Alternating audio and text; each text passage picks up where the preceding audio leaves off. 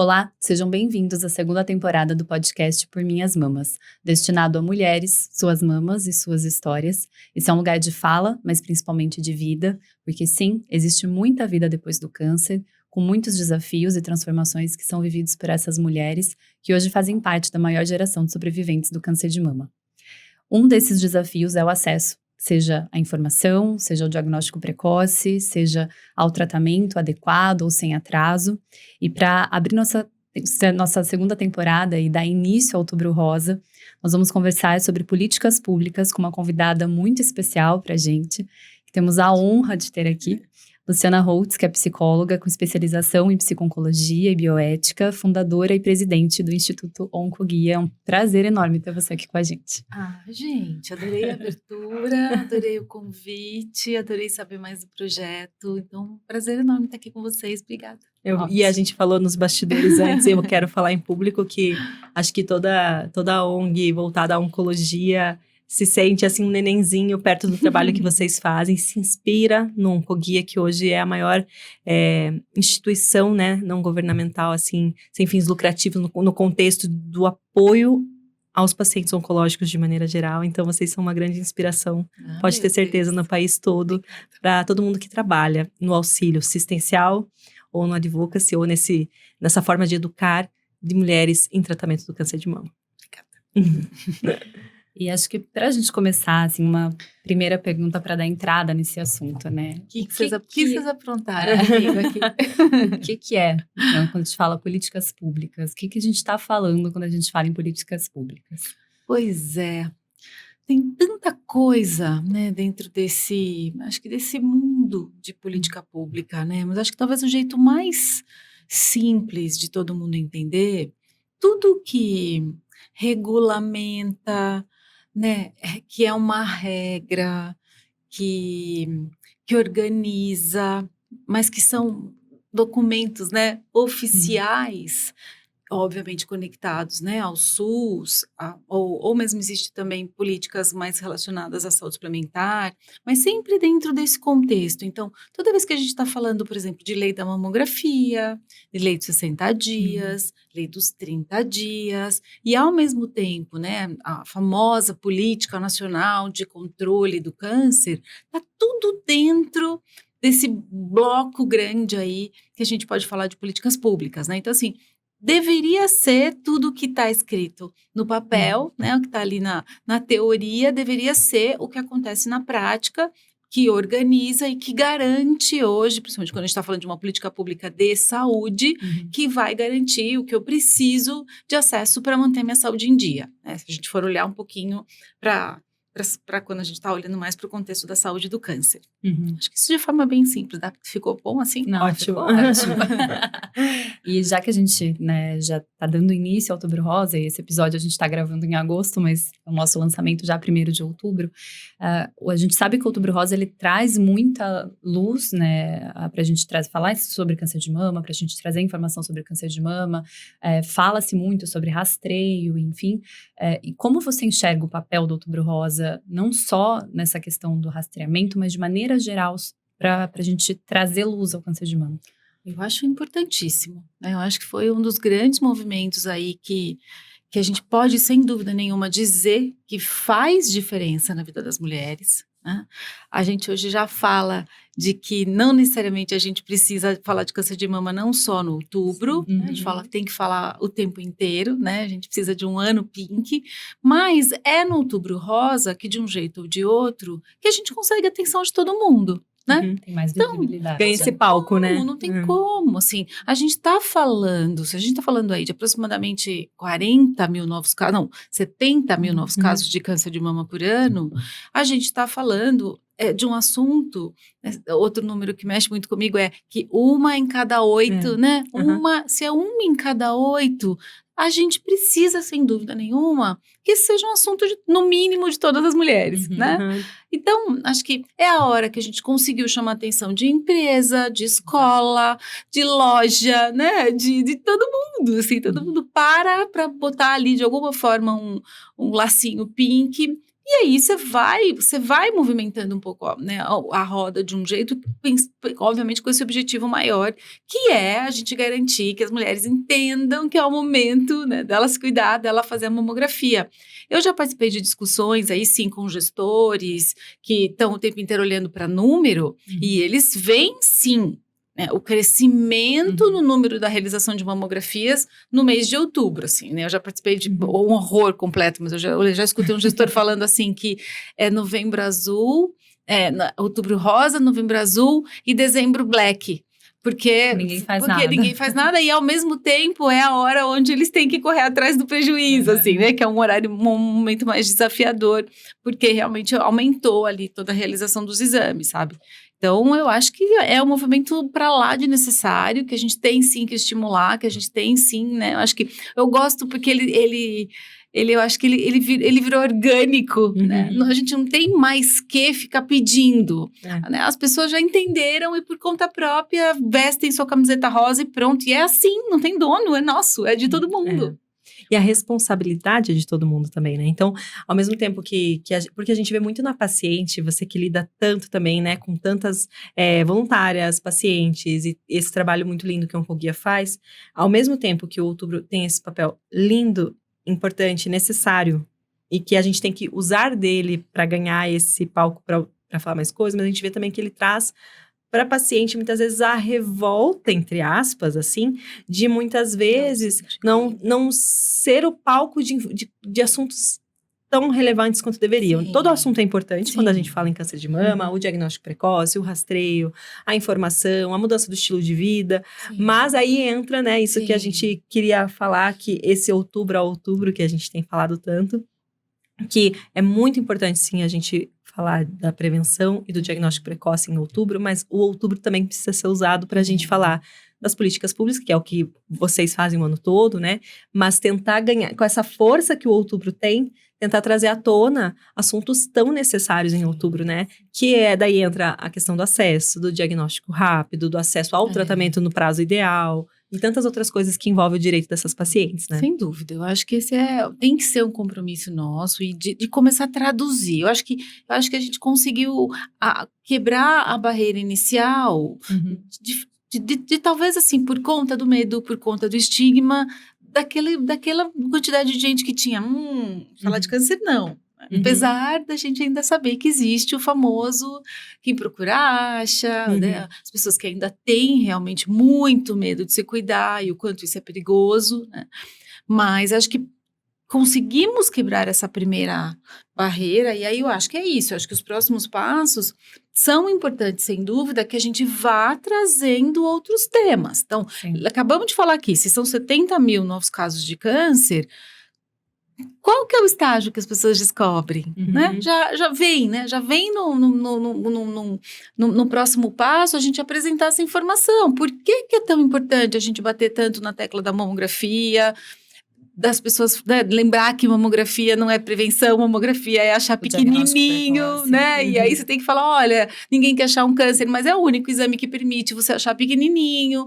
E aí mostrar todas as dificuldades que a gente tem, né, gente? Eu estava hoje numa reunião onde a gente estava discutindo várias estratégias aí para câncer de mama, e para mim um dado que me incomoda profundamente mesmo a regra do governo, né, a política pública para câncer de mama sendo a partir dos 50 anos, né? Hoje, oficialmente, a regra da mamografia de rastreamento é a partir dos 50, entre 50 e 59, né? 69. A nossa taxa de adesão nos últimos 10 anos, a gente nunca passou de 20%. Exato. E só trazendo em números assim, para o entendimento, se a gente vai falar em rastreio, a gente teria que cobrir pelo menos 70% da população. Essa é a meta do governo, né? Eu estava olhando então, hoje o dado, nós estamos em agosto. Este ano a gente não passou de 5. Na verdade, 4,49. Em outubro a gente sobe um pouco isso. Mas você pensa, nós estamos em agosto. Ou seja, o que vai acontecer esse ano de novo? Né? Então, eu acho que, por exemplo, essa é uma conversa nossa aqui, tem que chegar, sim, nas mulheres de 50 anos. Tem alguma coisa errada acontecendo, né? Claro que a discussão para a gente cair para 40 é para lá de necessária. A gente tem que todo mundo saber que o que protege essa mulher é que existe uma lei que fala que toda mulher pode fazer mamografia a partir dos 40 anos, então isso é importante, mas não estamos indo bem com a mulher de Nem mais com, de 50 nem com o que é agora, anos. né? Exato, entendeu? E existe essa necessidade de conscientizar e educar a população, que é um dos papéis do Outubro Rosa, mas entender o que está por trás, né?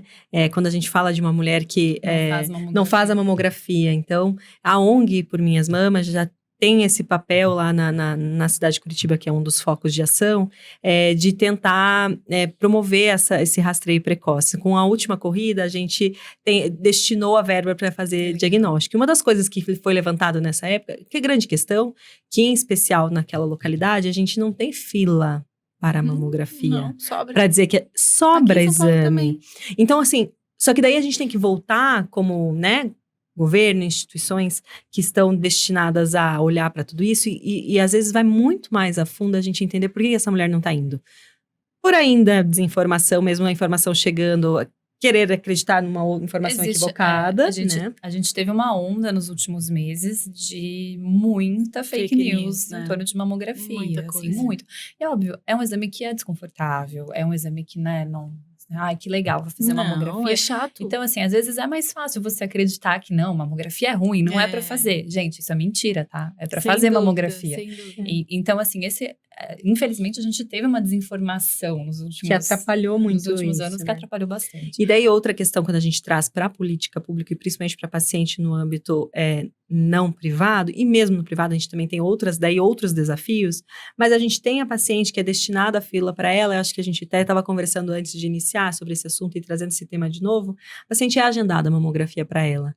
Essa paciente não vai, a taxa de não comparecimento é muito elevada. Também. Então foi agendado, a assistente passou na casa da paciente, comunicou a importância, agendou e a paciente não foi. E não foi por quê?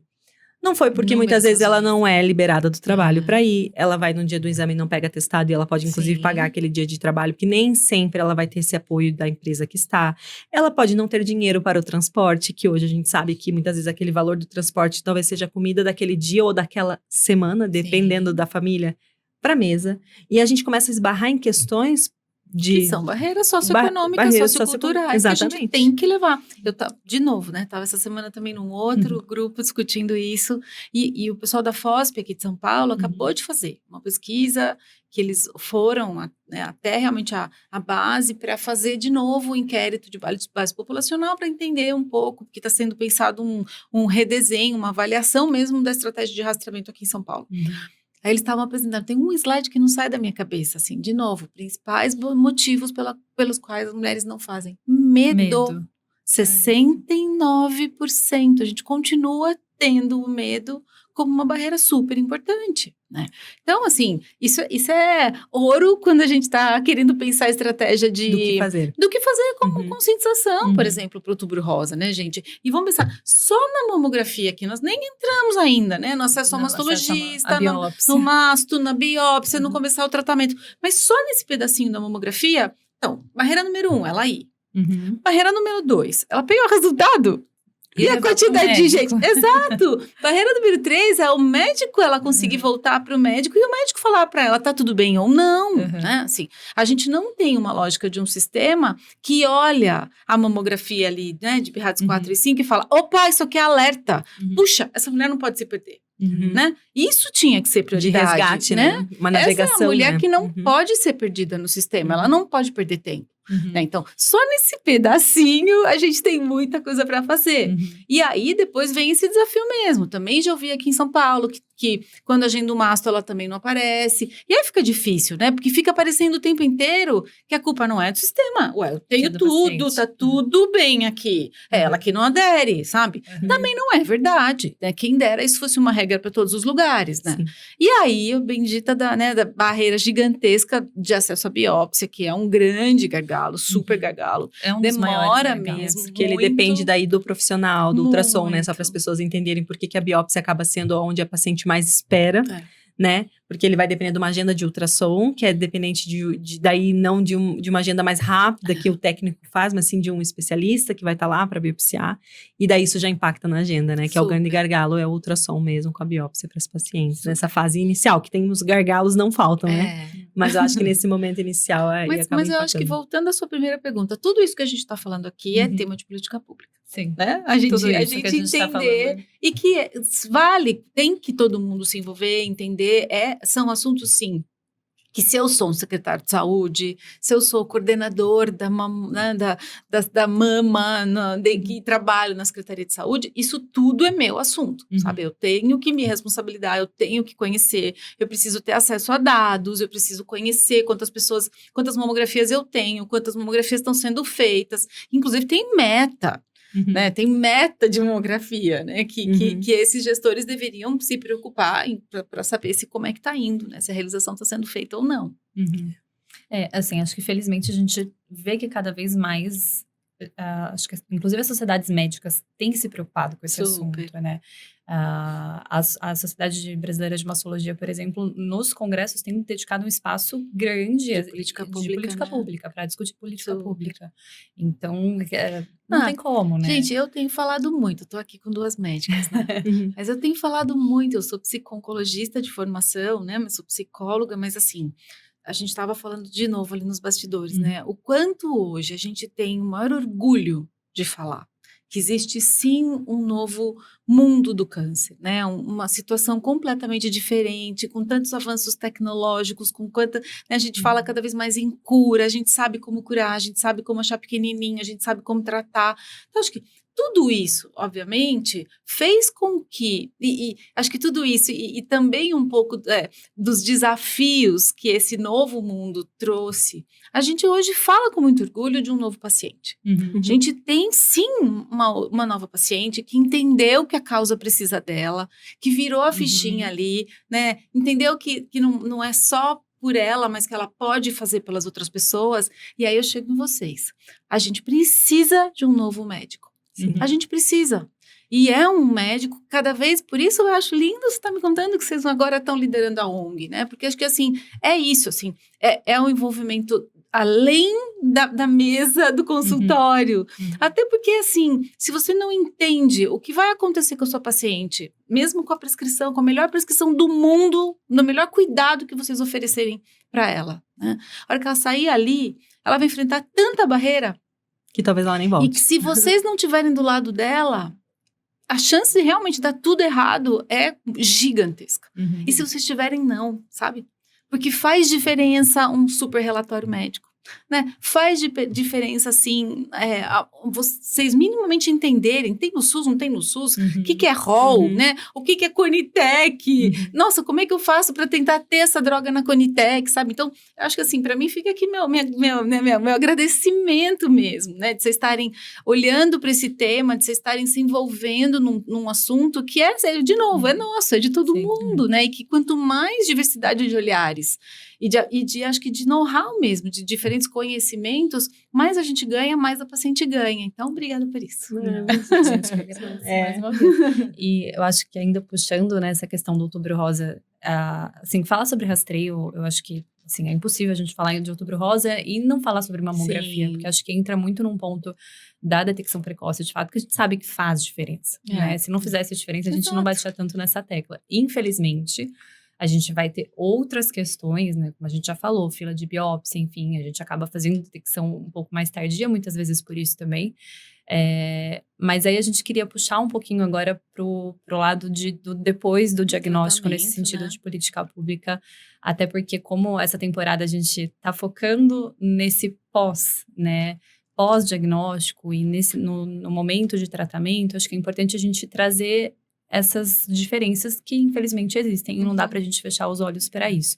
A gente tem um estudo que foi feito no Brasil, que é um estudo que chama Amazona, que eles tentaram levantar números do Brasil todo, né, de pacientes para tentar entender o cenário. É um estudo que é antigo, né, o levantamento é começo dos anos 2000 ali, mas que eles fazem uma análise que é bem interessante quando a gente olha em termos de saúde pública e saúde privada, e que a gente tem uma diferença bem importante no diagnóstico e no estadio de diagnóstico, né? Assim, as pacientes de sistema privado fazem diagnóstico mais precoce. Então, isso não é uma conversa aqui, né? Tem um estudo provando isso. Elas fazem diagnóstico mais precoce. As pacientes que estão no serviço público, elas fazem diagnóstico mais tardio. Então, acho que isso já bate muito na questão da mamografia. E aí, infelizmente, a gente vai para um outro dado que mostra que as pacientes que estão tratando no serviço público acabam tendo desfechos piores. Principalmente nesse cenário de pacientes que fazem diagnóstico mais avançado, né? E aí, eu acho que a gente entra num outro ponto, que é acesso a tratamento. Primeiro ponto, acho que atraso de tratamento e acesso de tratamento. Super. Né? Então, falando um pouquinho dessa questão de atraso, acho pra gente puxar um pouco da lei que você falou, da lei dos 60 dias. Né? A gente sabe que existe essa lei, mas e na prática? Eu vou fazer propaganda aqui, né? Mas a gente tem uma plataforma que chama radardocancer.org.br, então a gente monitora lá. Essa é uma plataforma onde tem indicadores importantes que, de forma muito didática e simples, né? Mas porque é um ponto central, a gente bate muito na tecla de que a gente só consegue ter política pública efetiva se ela for baseada em evidência. E aí hoje, cadê o dado brasileiro? Né? Hoje está o dado, e aí o dado às vezes está lá no meio de um painel da oncologia dentro do site do INCA que ninguém consegue chegar. Então a gente conseguiu chegar, a gente puxa esse dado, organiza e deixa, né, disponível para que seja para o gestor tomar uma decisão mais consciente, seja para um jornalista, né, olhar para isso. E lá a gente tem dado que grita, a gente sabe que 45%, mais ou menos, dependendo do lugar do Brasil, começa o primeiro tratamento nas fases 3 e 4, né? A gente sabe que mais de 50% das pacientes de câncer de mama saem da sua cidade para se tratar. Então, tem toda essa questão, né, de logística, de transporte, o que significa, né, para uma mulher sair de casa, deixar o filho pequenininho, né, e por um tratamento que é longo. Então, isso é super complexo também. E a gente tem o super desafiador dado do descumprimento da lei dos 60 dias. Então, tem dois problemas. Primeiro, que o dado que monitora a lei de 60 dias é baixo, então a gente não tem um dado que ele não é adequadamente preenchido. Então, assim, a gente olha o dado lá, a gente sabe que ele é pequeno, assim, para a gente realmente ter certeza e poder afirmar. E o dado que está lá mostra o quanto é super desafiador cumprir isso. E de verdade, gente, assim, esse se tornou um indicador super importante, porque a gente sabe que diante do câncer tratar é urgente, né? Só para contextualizar, que acho que eu tô lembrando, a gente não explicou o que é a lei dos 60 dias, né? Tá bom. A lei dos 60 dias é uma lei que, teoricamente, garante que a paciente, a partir do momento do diagnóstico, então do resultado da biópsia, né, que ela tem o diagnóstico de câncer, que ela inicie o tratamento dela dentro de 60 dias. Exato. Em até 60 dias, de preferência seja o mais rápido cirúrgico, possível. quimioterápico, o caminho inicial, que for definido pela equipe. Ele tem que acontecer em até 60 dias. Então, o que a gente vê é que é muito desafiador. Acho que, sem dúvida nenhuma, é uma meta que deveria ser, né, obviamente, batalhada por todo mundo. Mas a gente sabe também que a gente hoje tem um sistema de saúde, um hospital, um CACOM, né, os famosos centros de oncologia, completamente sobrecarregados, que precisam de mais investimento, Então, não dá pra gente falar, a culpa é do gestor que gosta de fila. Ninguém gosta de fila. Eu já tive inúmeras conversas, né, com muitos gestores, e vai ficando tudo tão cruel, porque assim, o que esse paciente pode fazer se ele tem a lei descumprida? Entrar na justiça. É direito dele, é lei, a lei está sendo descumprida. Ou antes disso, a gente sempre fala, vai lá na ouvidoria conversar, né? Sempre, né, vale. Mas eu já ouvi, por exemplo, de gestor falando para mim, Luciana, agora eu tenho uma fila aqui de 100 pacientes e uma delas entrou na justiça. Qual que eu tiro da fila para atender essa mais rápido? Gente, é muito dolorido. Então, assim, não tá ninguém brincando, né? A responsabilidade é muito maior. Eu acho que hoje a gente fala muito do quanto a oncologia, o câncer, que daqui muito pouquinho tempo, já tem hoje cidade no Brasil, que é literalmente a doença que mais mata, mas vai ser a doença que vai mais matar daqui a pouco, né? No mundo todo, no mundo todo, né? No mundo todo. Então, assim, o que tá faltando pra gente realmente ter... câncer de mama, o que mais mata mulheres, Exato, né? Assim, o que falta pra gente ter por parte do nosso governo um posicionamento de estou fazendo isto daqui, né? Este é o meu plano para organizar a situação do câncer no Brasil, né? E assim, a gente escuta muito assim, não, mas temos que investir em detecção precoce. E aí, só para conectar com o que a gente está falando aqui. Eu super concordo, né? Mamografia, colonoscopia, para câncer de pulmão, se a gente tiver, né? Tomografia. Mas e a turma que, por inúmeras outras razões, estão descobrindo metastático? Como é que a gente trata? E aí, tratamento não importa, né? E aí, essa é uma dor que a gente está acompanhando o tempo inteiro, porque para você ter um tratamento mais novo, mais efetivo, que a gente sabe hoje que de verdade está fazendo a diferença na vida dessas mulheres, a gente tem a famosa Conitec, né? Então, hoje, toda vez que a gente quer atualizar a lista de tratamentos oferecidos pelo SUS, você precisa que alguém faça uma solicitação na Conitec, e aí a Conitec tem todo um rito de aprovação, né?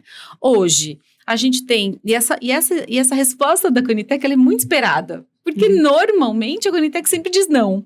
Porque existe uma avaliação ali um pouco mais complexa, que é a parte de custo-efetividade. Então, será que realmente o preço dessa droga vale a pena? Justifica a inclusão dela. Né? Se a gente olha para o quanto ela está entregando, uma conta super complexa, porque, né, difícil de todo mundo entender, porque ela é sempre muito fria, né? Do ponto de vista do dinheiro que eu tenho, né? Da tomada de decisão ali, de quem está tomando a decisão. Mas, olhando para essas drogas de mama, por exemplo, que a gente tem ali pelo menos 2 tecnologias que a Conitec já disse sim. E depois da Conitec, o próximo passo é o governo, né? Então, nesse caso, especificamente o Ministério da Saúde, tem 6 meses para tomar uma decisão. E, assim, não é para ele pensar. A decisão é comprar né, ou atualizar a PAC, né? Que é o valorzinho lá que o hospital recebe para poder comprar a tecnologia. E a gente está falando aqui de anos. A gente está falando já de 2 anos. Que os inibidores de ciclina, por exemplo, né? Que o trastuzumab e emtanzina, por exemplo, já tiveram o sim da Conitec. E assim, quanto essas mulheres estão perdendo de chance? Né? Porque não estão tendo acesso a uma tecnologia que a Conitec já disse sim. Então, isso tem sido muito angustiante, né? E aí é o que você estava trazendo. A diferença que é a gente acompanhar uma mulher que, por ter um plano de saúde, né? Tem acesso. Tem mais chances de vida, tá viva literalmente, e muitas vezes a paciente do SUS a gente está perdendo, né? Então, tá dolorido, e, assim, né? acho que os dados do Amazonas, né? Eu falei de maneira geral que a gente tem dados que mostram que os desfechos acabam sendo piores nas pacientes que tratam no público, mas acho que é um dado que chama muito a atenção. É quando você faz essa análise por estadio e você compara estadio 1, né? Que seria o estádio inicial, que a gente faz o diagnóstico precoce, que é o que a gente sempre quer fazer.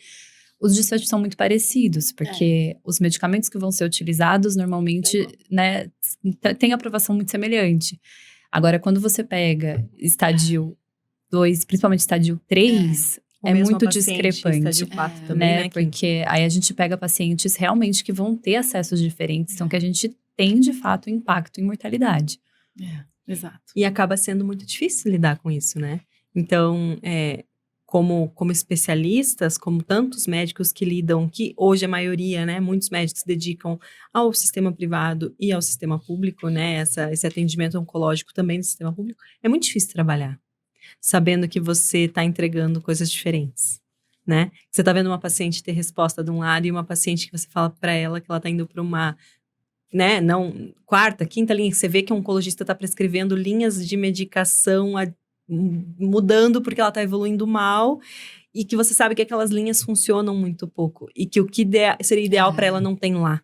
Então, isso é muito difícil trabalhar nesse âmbito, muito, né? Envolve muitas coisas, né? Que a gente também não pode... Mas o grande ponto é que o foco é a paciente. Sem dúvida. Né? Sem o foco dúvida. é aquela mulher, é a chance de viver dela, né? E o direito dela de buscar o melhor para ela. E é muito difícil até do ponto de vista ético, agora falando como quem... Você tem que dizer a verdade para o paciente. Você não pode dizer para o paciente, é isso que tem. Tudo bem, é isso que tem, ok? Mas assim, é isso que tem, mas o cenário ideal é que tenha tal medicação. Só que daí existe uma tendência, né? E falando de maneira muito generalizada... Não pode prescrever. Porque você não pode prescrever. prescrever. Você não pode.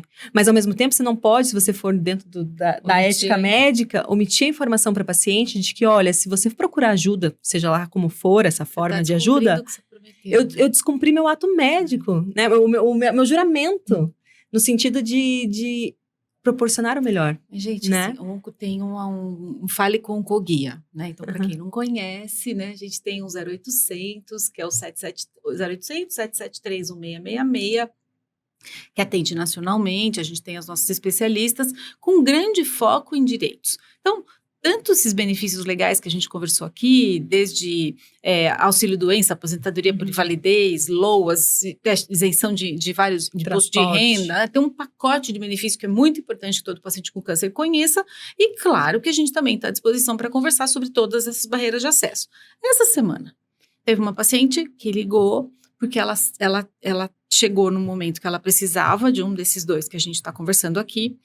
A médica dela falou: você precisa, mas eu não posso prescrever para você, então vá fazer uma consulta com um médico particular, né? Ela foi, chegou com a receita, falou: e agora? Né? Aí, de novo, no hospital falou assim: apesar da receita, eu não posso prescrever para você. Gente, olha a quantidade de despesa. E assim, né, gente, assim, tanto real quanto social, né, quanto emocional. O Sim, peso disso, ela né? tá tendo que pagar uma consulta particular, ela tá tendo que entrar na justiça, né? Assim, tem assim, o desgosto, o descaso, a insegurança, a angústia, né? Ela tem lá ela tem aqui, né, uma faquinha pendurada aqui na cabeça dela que ela quer viver, sabe? Quantidade de coisa envolvida, simplesmente porque a gente tem hoje essa situação mal resolvida de uma incorporação que não vira acesso, sabe? Então a gente falou assim: quantas mulheres podem estar passando por isso, que sem dúvida nenhuma é mais despesa ainda, é um custo que a gente não está computando, né? Fora todo esse desafio de uma judicialização que é completamente hoje inadequada, que jamais deveria estar acontecendo, mas é hoje o que está ajudando essa mulher, né? Então, que diz muito, né? Diz assim, eu quero dizer, que essa deve ser o último caminho, a judicialização, sem né? dúvida. Em tudo, tanto no âmbito privado, quanto no âmbito SUS, e entra até uma série de discussões, porque isso desgasta muito, mas ao mesmo tempo eu me coloco no lugar como especialista, mas como mulher, mãe, né? Que você fala, você faria qualquer coisa pela sua vida. Você brigaria com quem tivesse que brigar para você viver mais 1 ano, 2 anos, 3 anos do lado do seu filho. Exato. Do lado de quem você ama, para você viver a vida, enfim, são mulheres lutando pela própria vida. Então também é muito complicado quando a gente, do ponto de vista ético, médico, que em teoria não deveríamos estimular judicialização, até levando em consideração instituições envolvidas, porque envolve uma série de coisas, mas a gente está diante de uma vida que a gente vai ver findar muitas vezes por falta de acesso, e isso é muito difícil, porque é uma questão ética por volta de fazer isso, né? né? Entre a cruz da espada. Super, e eu acho que e é horrível, né? Porque assim, existe o micro aqui, que é na Dona Maria, que você tá sentadinha ali olhando, olho no olho dela, e existe um macro aqui que não tem ninguém fazendo nada. Literalmente, sabe? E que às vezes é uma viradinha de chave aqui em cima, hoje é literalmente uma assinatura de uma portaria, hoje em agosto, que a gente tá com muita expectativa que isso obviamente aconteça, e quem sabe esse podcast indo em outubro pro ar, a gente já tem uma boa notícia, porque isso tá muito parado, vai fazer muita diferença na vida de muitas mulheres, literalmente da noite pro dia, né? Que isso aconteça. E trazendo um pouco para uma exemplificação, assim, do que eu acho que é... A dor maior é a da paciente. E aí nós nunca vamos, como especialistas, a gente pode se identificar, tentar entender e lutar por elas, e ONGs, e enfim, médicos, e devemos fazer isso.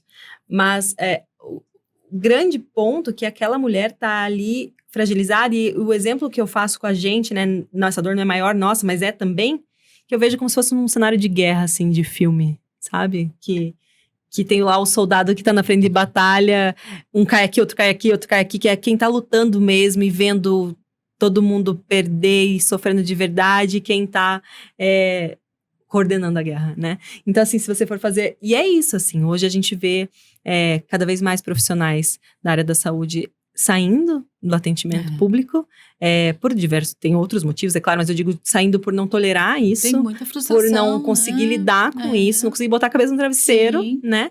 E então é muito difícil falar desse... Esse é um assunto, assim, que eu acho extremamente delicado. E que foi muito recente, essa, né, assim... essa discrepância tão grosseira, grande, né? Que acho que as tecnologias em câncer de mama, e a gente fica muito feliz, e a gente sempre fala sobre isso, né? Avançaram muito nos últimos anos. Acho que a gente trouxe realmente perspectivas diferentes de tratamento com isso. E nos últimos, né, anos a gente teve realmente muitos avanços, mas é isso, né? São avanços que não são disponíveis e não são a realidade da maioria da população.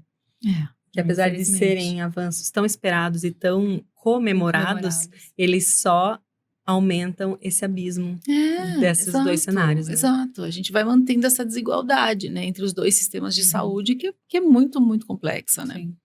E mesmo falando em saúde suplementar, né? Sim, a gente tem, não é esse mar de rosas. Exato, né? Nem sempre a gente tem acesso facilitado, enfim, existem às vezes questões também de dificuldade de acesso a medicamento, então são pontos que têm que ser discutidos. E acho que, Lu, assim, só para trazer o papel como ONG de vocês, do Oncoguia, como que vocês têm atuado? Acho que você já deixou o 0800, que acho que já é uma forma dos pacientes entenderem, mas como que vocês têm atuado para auxiliar as pacientes com tudo isso que a gente fala? Assim, o nosso grande cartão de visita, pensando na nossa grande, acho que não é nem cartão de visita, mas acho que foco. Porta de entrada, né? Foco, você começou falando aí de fake news, mas garantir que todo paciente com câncer, toda paciente com câncer de mama tem acesso à informação de qualidade. Gente, informação é poder, né? Informação prepara, né? Informação te ajuda, não dá mais para essa altura do campeonato ter medo da informação, não dá. Né? Agora, claro que a gente vai ter sempre o desafio da fonte, da qualidade, informação aonde, informação por quem, né? Então, aí a gente vai, né, ganhando parceiras, o médico vai dirigindo, vai ajudando, vai sendo troca. Hoje a gente fala do médico muito mais como um parceiro do que, né, do que o detentor da informação. Eu tô aqui para decidir por você, eu tô aqui para decidir com você, né? Muito mais essa legal. Essa medicina não existe mais, né? Essa medicina que o médico dizia é assim o caminho, nem tem que ser, né?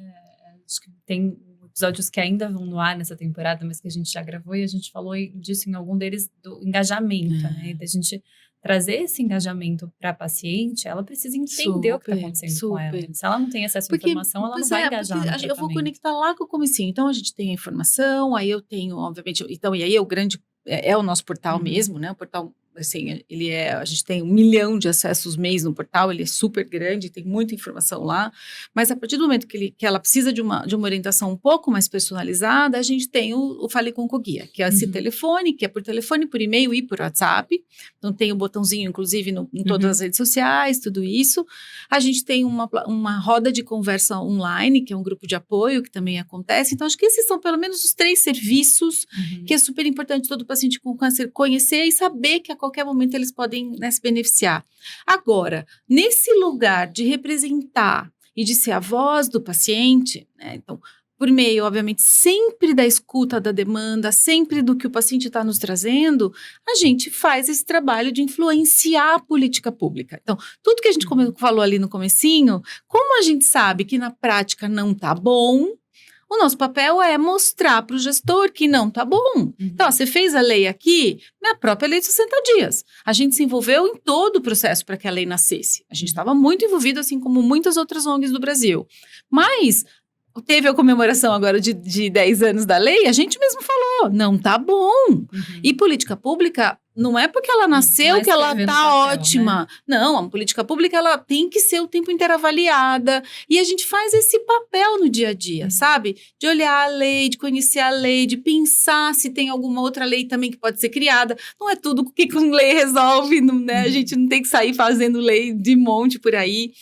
Porque tem muita coisa pronta. Então, a gente vai, a gente estuda, a gente conhece muito bem de legislativo, de executivo, que são essas portarias mais oficiais, mais relacionadas mesmo ao que o paciente tem de direito para usar. Então, existe a regra de tudo que um CACOM tem que oferecer para paciente. Né? Se toda paciente conhecesse essa regra, ela ia saber que no centro do SUS que ela se trata, ela deveria ter acesso a psico, a Nutri, a físio, Tem na prática? Não tem, né?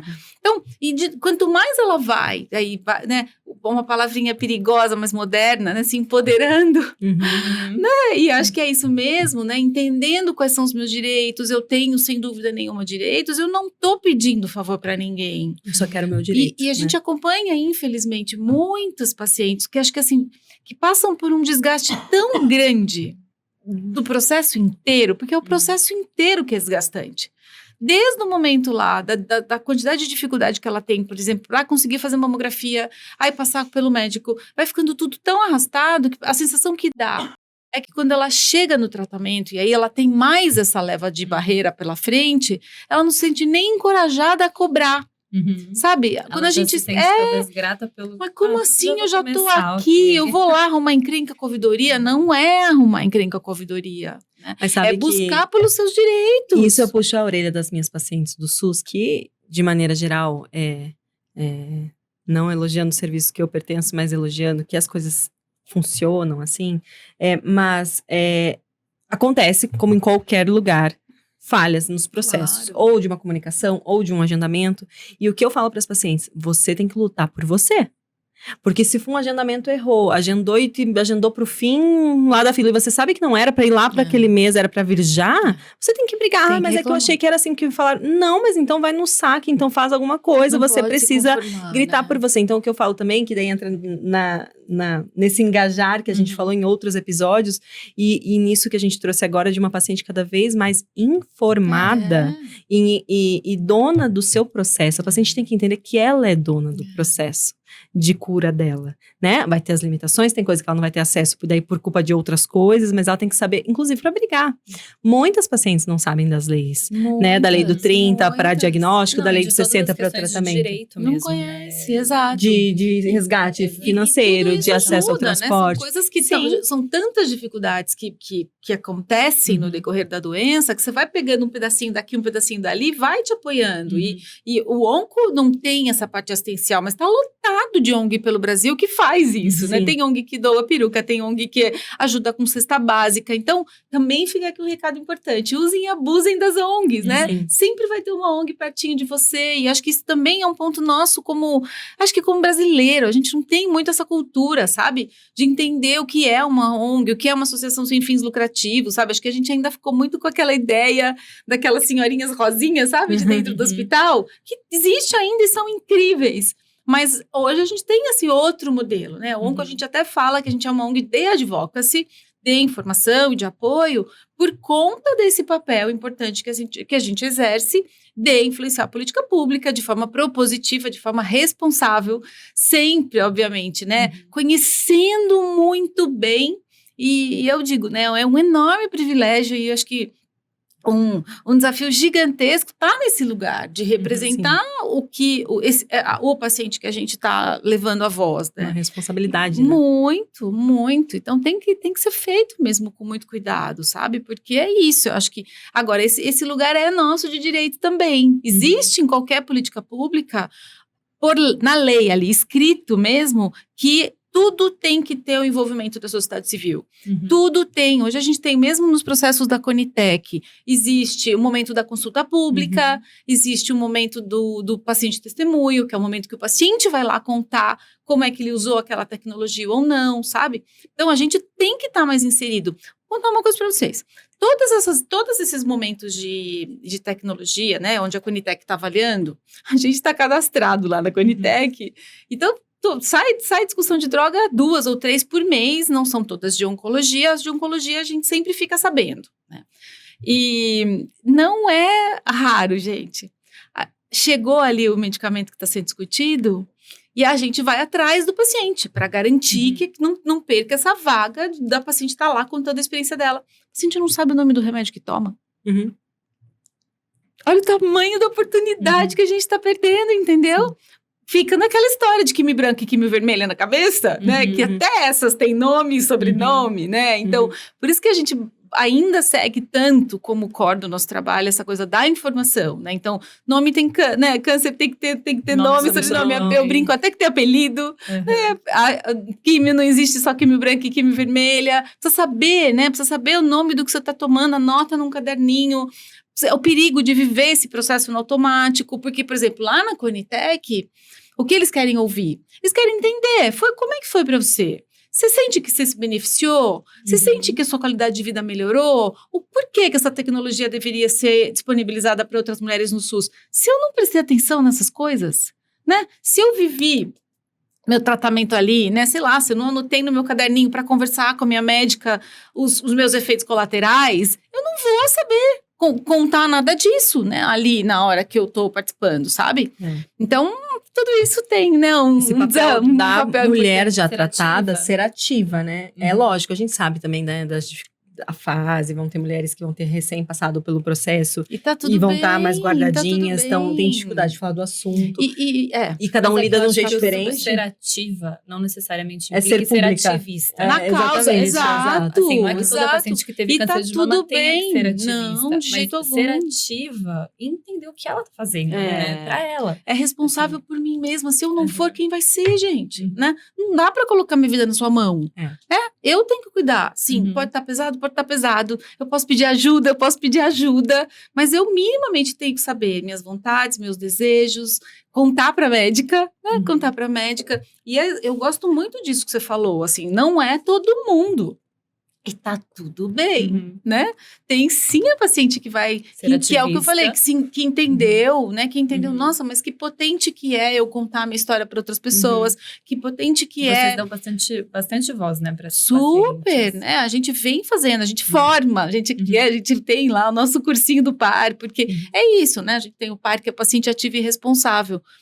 Para a gente tem os causadores, que é a turma que apronta na internet, né, de forma responsável, né, para a gente conseguir fazer esse combate a fake news, mas porque faz diferença, né, faz sem dúvida nenhuma a gente ter a voz da paciente que está viva há 5 anos, né, que está viva há 10 anos, a gente tem a Ju, né, que é a supervivente, a gente tem hoje tantos e tantos e tantos exemplos, né, obviamente, de mulheres que têm seus altos e baixos, mas que estão vivas, contando suas histórias e aí, sem dúvida nenhuma, engajando, né, mobilizando e transformando a vida de outras.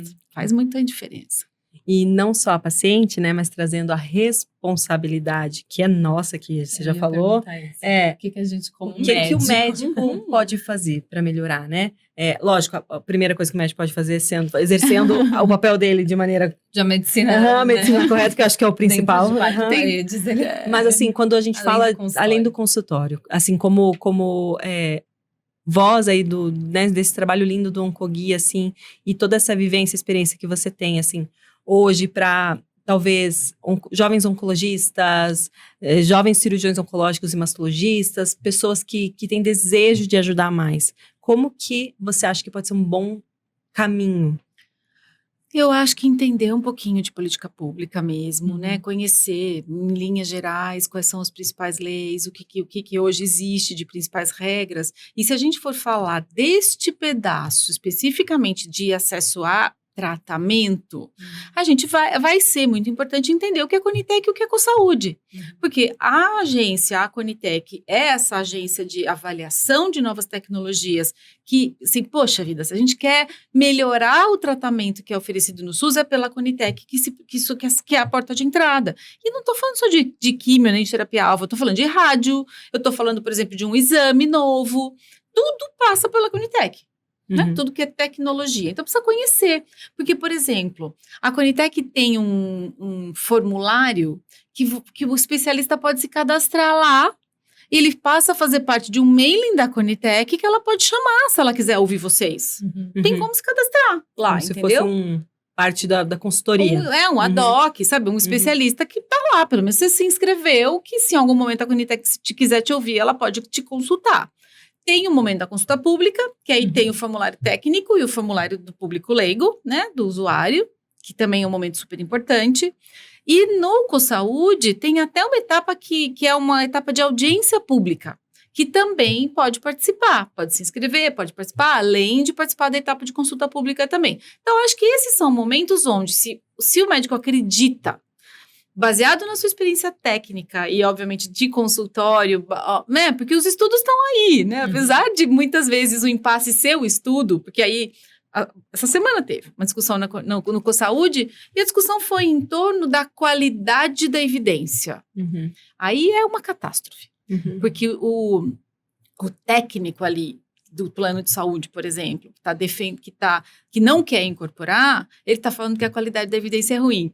E o médico está falando que é bom. Juro, gente, eu tenho uma sensação que a gente está falando, parece grego e alemão, sabe? Eu falo, meu Deus, eles estão falando da mesma coisa, e um está dizendo que a evidência é ruim, e o outro está dizendo que a evidência é boa. Sabe? Isso é uma catástrofe. A gente precisa alinhar essa linguagem, sabe? É que daí entra outras questões que talvez o olhar não esteja no mesmo lugar. Super, né? Daí a gente pode entrar. Mas é que pelo menos a justificativa ficou no estudo, entendeu? Ficou no estudo.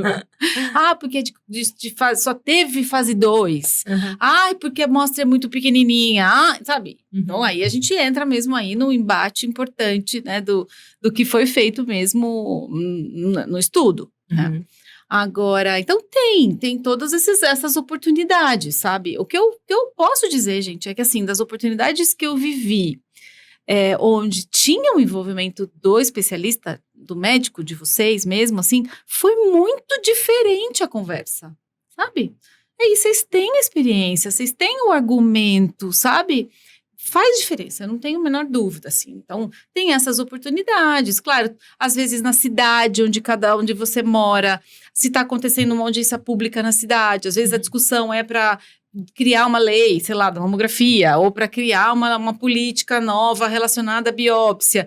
Dá para participar, sabe? Dá para se envolver, dá para estar ali levando, né? Todo esse expertise tão importante de vocês, assim. E além de levar, aí, dando um passo para trás e voltando para o 4 paredes, ali para o consultório, levar informação, empoderar essa mulher que muitas vezes não vai encontrar tão fácil esse direito dela. A gente pincelando pelo menos, orientando, entrar no site do Oncoguia, nas plataformas, buscar auxílio, buscar informação. Muitos dos hospitais, CACOM e UNACOM, vão ter, né, e tem que ter a assistente social que vai fazer essa orientação da família. Então, a gente orienta que eles agendem, né, orienta os pacientes quando passam nesse início do diagnóstico para agendar assistente social, para que ela, é claro que tem na limitação de quanto tempo isso demora e é outra conversa, mas pelo menos que a gente já tem esse olhar de agendar para que em um dado momento passe lá e consiga elucidar, consiga trazer os papéis. Se o recurso está disponível, né, se tem assistente social, ela precisa saber que tem.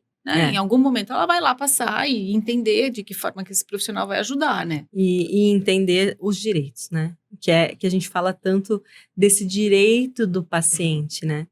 Que a gente luta tanto pelos nossos direitos em tudo, né? Mas do paciente, mas muitas vezes nem o profissional, que a gente, e me incluo nisso, que a gente sabe às vezes o básico, mas às vezes não sabe o detalhe, aquela outra lei. Eu tenho certeza absoluta, sem sentar aqui, você vai falar um monte que a gente não sabe, ou pelo menos eu não sei. Não sabe uma coisa que acontece muito com o paciente de plano de saúde? Ele vai ler o contrato do plano na hora que ele tem uma negativa. Sim. Ele fala, tipo assim, porque às vezes ele liga pra gente e fala, você tá com o contrato aí? Contrato, onde tá isso mesmo, sabe? E quando a pessoa assina um plano, ela acha que tá tudo incluso sempre, né? Exato, gente, assim, então é isso, acho que a gente tem que também ficar mais atento, né, a todos esses processos, porque pode ser que vai precisar em algum momento, né? E acho que unir, né, forças, né? Parece aquilo, eu brinquei não porque é verdade, né? Que eu falei pra você que a gente se sente muito pequenininho, né? Perto do Oncoguia, da Lu. Mas é isso. Pequenas, eu teve recentemente aquela levantamento que vocês fizeram do cadastramento das ONGs, né? A gente falou, já? Sim, então por minhas mamas tá lá. Mas você tá no WhatsApp?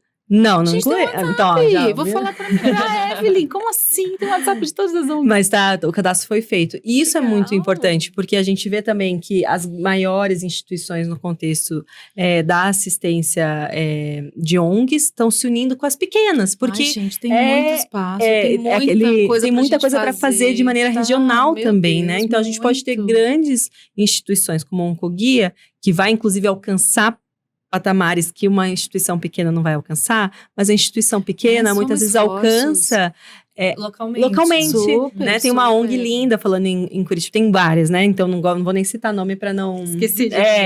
Mas tem uma ONG linda em Curitiba que eu indico para todas as pacientes, né?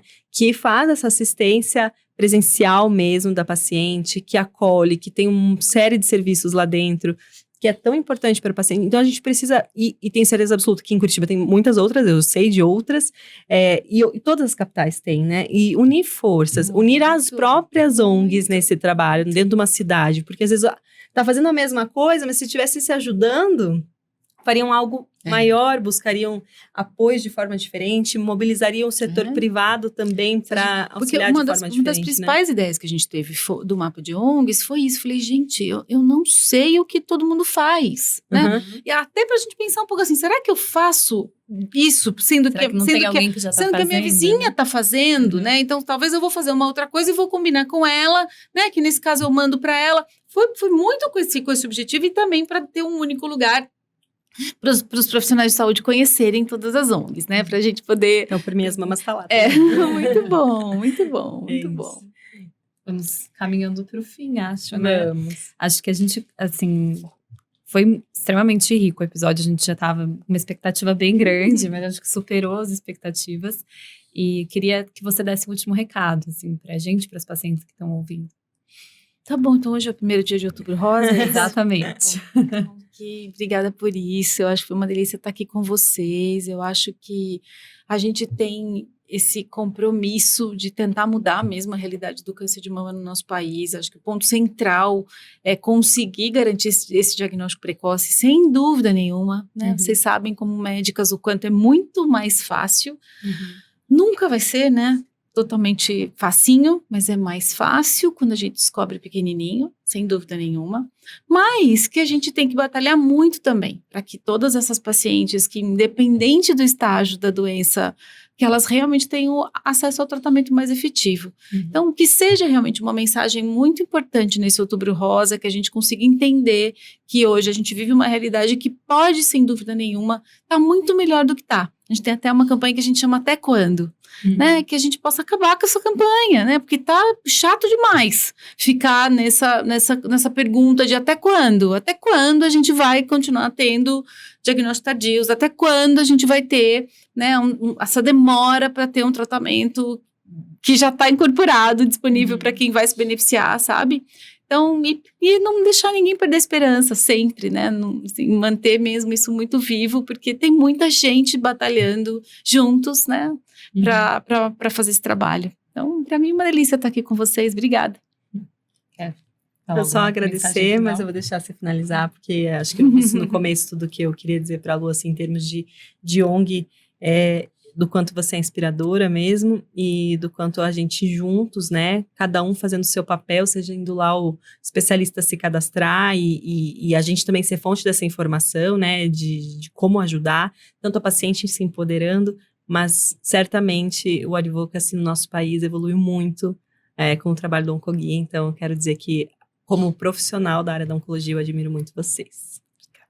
Sim, não, a gente admira, mas queria agradecer muito, como já agradeci anteriormente, acho que a gente deu um start nesse Outubro Rosa com um episódio que traz muita luz nesse pós-diagnóstico também, que vai ser o tema central da nossa temporada, vai ser realmente trazer os desafios que as pacientes vivem depois, e eu acho que, na verdade, os desafios começam desde antes do diagnóstico, como a gente já falou aqui, mas acho que assim, entender esse processo, mesmo pra gente como profissional de saúde, né, ter o seu olhar agora, e para outros profissionais que possam estar ouvindo a gente nesse momento também, entender o nosso papel, né, como profissional de saúde, como médico que está lidando com pacientes com câncer de mama, como sociedade, e das pacientes, de realmente serem mais ativas nesse processo, de buscarem um pouco mais seus direitos de informação.